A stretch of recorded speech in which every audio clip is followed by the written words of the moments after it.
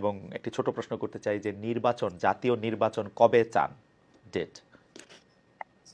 জাতীয় নির্বাচন তো আসলে আমাদের এখন যেটা প্রয়োজন হচ্ছে কি, যে নির্বাচনটা অংশগ্রহণমূলক, স্বচ্ছ এবং জনগণের প্রত্যাশার আলোকে হওয়াটা প্রয়োজন। তো সেটার জন্য বিগত 16 বছরে বাংলাদেশে যে ধরনের ন্যক্কারজনক প্রশাসনিক অবকাঠামো তৈরি হয়েছে এবং সাংবিধানিক প্রতিষ্ঠানগুলো যেভাবে ধ্বংস করে দেওয়া হয়েছে, এটার জন্য তো একেবারে মিনিমাম ন্যূনতম একটা সময় দিয়ে এগুলো সংস্কার করার পরে নির্বাচনটা হওয়া জরুরি।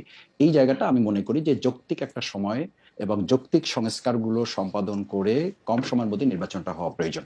আপনাদের মাথায় কি কোনো ডেট আছে, যে ধরা যাক 2030 সালের সেপ্টেম্বর? আমরা 2030 সাল তো না, এখন তো 2025 চলছে। হুম হুম।